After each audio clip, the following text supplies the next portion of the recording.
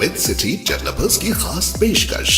जहांगीर पीर दरगाह से 2 किलोमीटर पहले 6,000 रुपए पर स्क्वायर यार्ड, शमशाबाद एयरपोर्ट से कुछ ही दूरी पर। तो जल्द से जल्द हमसे रब्त अदा करें। With city developers private limited, behind choice function hall, VIP colony, Chandrayangutta, Hyderabad.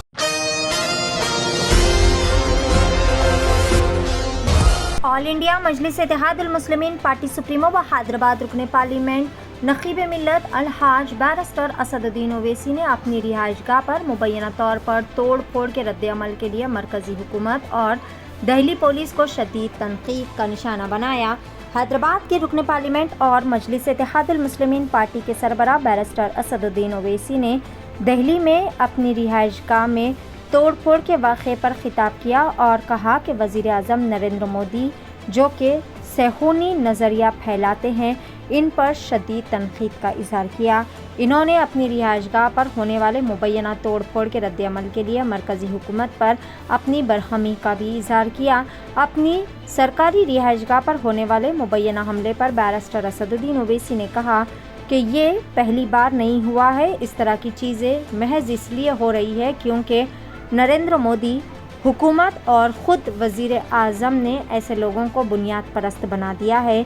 जब वज़ीर आज़म नरेंद्र मोदी ख़ुद कहते हैं कि मुसलमान दरअंदाज है और इन्हें इनके लिबास से पहचाना जा सकता है, तो इससे ऐसे लोगों को मज़ीद हिम्मतें मिलती है। इन्होंने कहा कि मेरे घर पर इज़राइल का झंडा लगा दिया, जिससे ज़ाहिर होता है कि ये लोग सेहूनी नज़रिए पर यकीन रखते हैं। एक ऐसा नज़रिया जिसने गाज़ा में 40,000 अफराद को बेजा कत्ल किया और 12 लाख अफराद को बेघर किया। अपनी रिहाइशगाह पर मुबैना हमले के बाद पुलिस को तनकीद का निशाना बनाते हुए बैरिस्टर ओवैसी ने कहा कि अफसोस है कि मेरा घर दिल्ली पुलिस के सामने है, इसके बावजूद भी पुलिस शरपसंदों को गिरफ्तार नहीं कर सकती। आइए जानते हैं इस खुसूस में मुकम्मल तफसीलात। पेश है Asian TV news bureau report. देखिए, मेरे घर पर ये पहली मरतबा नहीं हुआ है।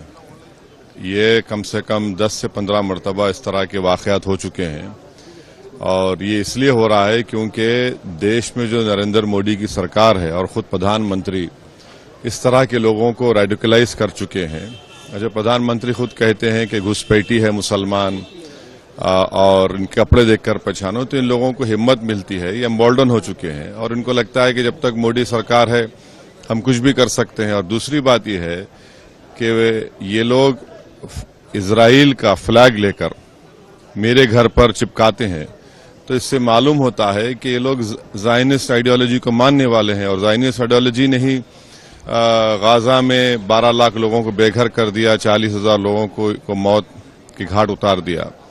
तो ये सब चीज़ें हो रही हैं और अफसोस ये है कि जो दिल्ली पुलिस के हेडक्वार्टर के सामने मेरा घर है, इलेक्शन कमीशन ऑफ इंडिया मेरे पड़ोसी हैं, और उसके बावजूद भी एक शख्स आकर इंस्टाग्राम पे जो प्राइम मिनिस्टर का DM लगाता है, वो वीडियो बनाकर कहता है कि ये घर ओवैसी का है, और उसके 10-15 मिनट के बाद ये लोग आते हैं।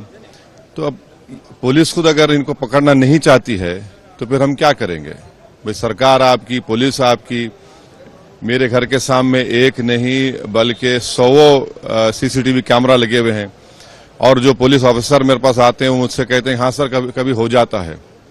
तो अब ये कभी कभी नहीं हो रहा है। अगर किस दिन कभी कुछ बड़ा वाक़या हो जाएगा तो फिर उस वक्त क्या बोलेंगे लोग?